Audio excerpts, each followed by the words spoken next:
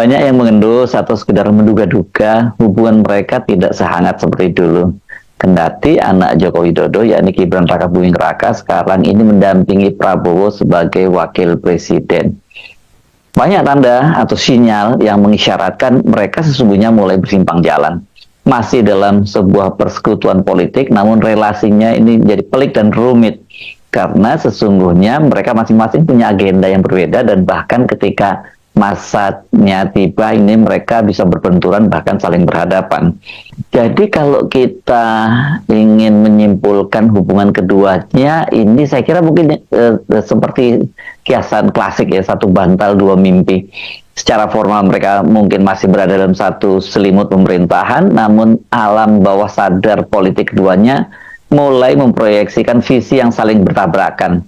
Jika meminjam judul film trailer Hollywood yang dibintangi oleh Julia Roberts, situasi ini bisa digambarkan sebagai sleeping with enemy.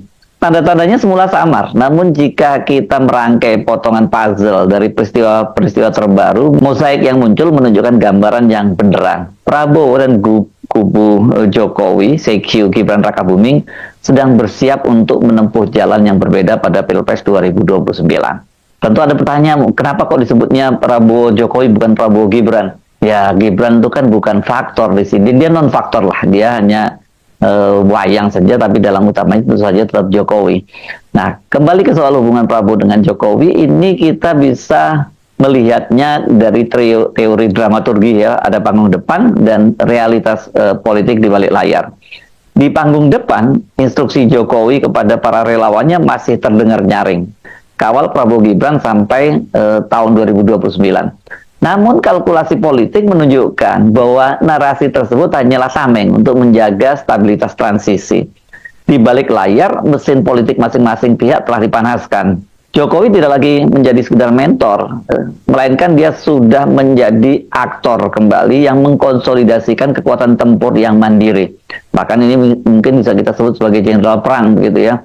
Puncak dari konsolidasi itu terlihat jelas pada akhir pekan lalu, ya ini Sabtu 4 April 2026 di Solo. Tepatnya di Hotel The Sunan Solo. Jokowi itu menghadiri dua agenda besar yang mempertegas keberadaan pasukan pribadinya. Ini kenapa kita sebut pasukan? Karena dia menggunakan istilah laskar ya. Pertama, ini adalah pelantikan Laskar Gibran, sebuah organisasi relawan yang diklaim oleh ketua umumnya Leonardo Pandalpotan Sirait telah terbentuk di 34 wilayah. Ini sudah hampir mencakup seluruh wilayah Indonesia ya. Kami telah hadir secara teritorial. Laskar Gibran bukan sekedar nama, melainkan struktur yang siap bergerak di akar rumput, tegas Leonardo. Secara militer, karena ini namanya pakai laskar ya, Laskar Gibran adalah pasukan infanteri yang bertugas menguasai teritori darat. Di sisi lain, pada hari yang sama, Jokowi juga menghadiri ulang tahun pertama YouTuber Nusantara. Kalau di kalangan netizen, ini kelompok ini disebut sebagai gerombolan buzzer, gitu.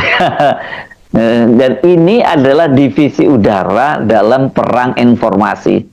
Ini ketika berkumpul di Solo katanya ada 350 YouTuber yang menyebar dari berbagai wilayah di Indonesia dan memiliki, kalau di akumulasi ya ada jutaan follower, jutaan subscribernya. Mereka ini bertugas melakukan serangan balik terhadap kritik-kritik dan menjaga citra Gibran tetap bersinar di ruang digital. Tetapi kalau diperlukan mereka juga bisa sangat agresif. Bahkan ini mereka bisa ofensif sekalipun itu terhadap Presiden Prabowo Subianto. Agresivitas mereka itu setidaknya terlihat nyata saat mereka itu menyerang kebijakan Presiden Prabowo yang memberikan amnesti kepada dua tokoh, amnesti dan abolisi ya, ini kepada Hasto Kristianto dan Thomas Lembong. Bahkan mereka itu sampai kemudian menyuarakan narasi yang sangat lantang, yakni tumbangkan Prabowo. Digarang ya, padahal perintahnya dari Pak Jokowi itu adalah mengawal Prabowo Gibran sampai tahun 2029. Tapi ketika ada agenda yang dianggap ini merugikan junjungannya, dalam hal ini Joko Widodo. Terima kasih Pak Ketua. Bapak Ibu anggota Komisi 3 yang saya banggakan, kedua narasumber yang saya hormati. Kedua narasumber ini adalah akademisi akademisi. Mengapa penting akademisi diundang dalam setiap rapat pembahasan perancangan undang-undang di DPR? Salah satu tujuannya adalah untuk membuat terang yang gelap, ya kan? Untuk membuat masuk akal yang tidak masuk akal. Mengutip kata-kata Tan Malaka, yang kita butuhkan dari akademisi itu adalah logika rasional, material, bukan logika mistika. Kalau logika mistika ya tidak maju-maju negara kita ini. Logika rasional itu umumnya dikembangkan di teman-teman di universitas, walaupun ada juga di luar universitas. Tidak hanya itu yang dikembangkan di universitas, tapi juga diberikan kebebasan seluas-luasnya supaya ada keberanian untuk mengembangkan logika rasional tadi, yang masuk akal tadi. Sayang banyak sekarang yang tidak memanfaatkan kesempatan ini. Dalam kaitan dengan itu saya ingin mendapatkan gambaran dari kedua ahli ini, dua akademisi ini, mengenai apa yang menjadi alasan pokok, alasan utama undang-undang ini dianggap penting untuk saat ini.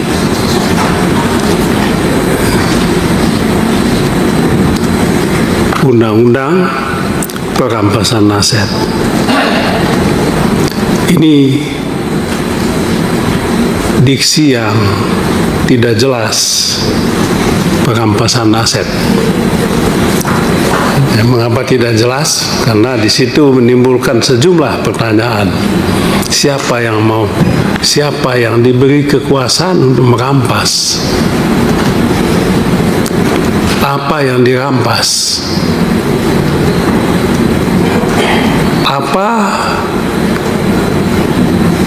legitimasi negara merampas kekayaan orang? Kan gitu. Lalu setelah dirampas, siapa yang mengelola harta rampasan?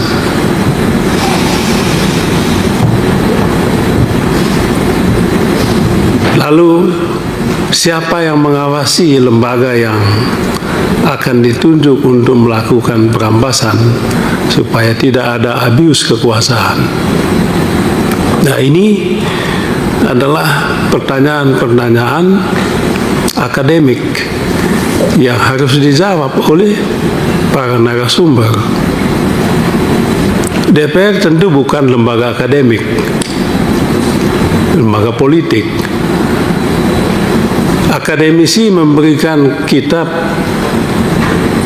pilihan-pilihan, menjelaskan hal-hal yang tidak jelas. Itu yang kita butuhkan itu, supaya kami di DPR ini bisa membuat pilihan, namanya rational choice. Dalam lawmaking proses itu ada rasional.